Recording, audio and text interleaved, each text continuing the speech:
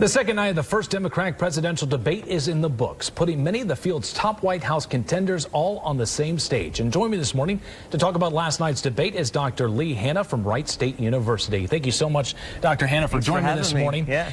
This morning, everybody's talking about Kamala Harris's performance. She took on Joe Biden. There was also a very distinct moment where everybody was arguing. She said, instead of a food fight, let's talk about putting food on Americans' tables. Did she change the 2020 race last night? It was a couple of moments that I think as you see the highlight reel 20 years from now, we're going to see some of Kamala Harris's moments because they were that big. And especially when she called out Vice President Biden, I mean, you could hear a pin drop as she went through a very personal story of just how much, his statements had hurt. So she certainly has, put herself, she was already in that kind of front runner mix. But I think for many people tuning in for the first time, trying to make decisions, and especially among Democrats who, there's not a huge distance between Warren and Harris and Klobuchar and others on policy. She might have done herself, many favors and will probably get quite a bit more attention. I saw on Twitter a lot of people were impressed with Mayor Pete Buttigieg, and especially how he handled the situation with the ongoing racial crisis in South Bend, Indiana. How do you think he handled that, and do you think that it will help him in the polls?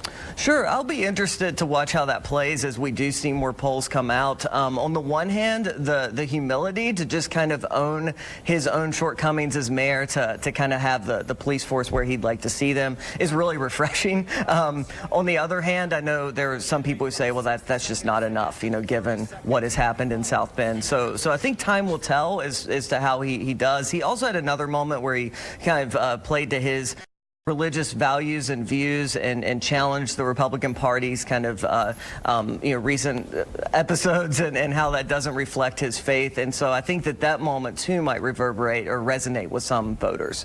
Now, it appeared to be very much old guard versus new guard. How do you think Bernie and Biden did? I try to not be too heavy-handed with my own analysis, but I was surprised.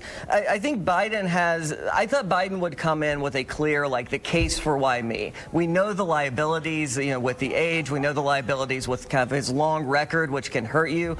And he just never really established that, and seemed, even though he probably was anticipating that Kamala Harris or someone else was going to call him out for previous statements in the last couple of weeks, he just wasn't really ready to handle that.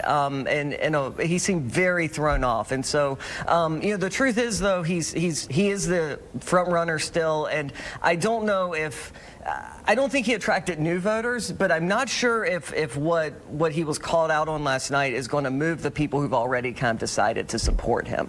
So we'll have to watch the polling and his reaction in the next few days to that. And then Sanders seemed to kind of fall back into the stump speech. It felt reminiscent of 2016, and as we were kind of saying off air, it seems like the field has caught up to him on some of these policies, and so some of the novelty is maybe worn off, and he may have some people who are looking at other standard bearers like an Elizabeth Warren to carry some of those policies forward. Certainly a lot will happen between now and the Iowa caucuses in February. Thanks as always for some very insightful information coming on this morning, Absolutely. Dr. Hanna. Always my pleasure. All right, thank you.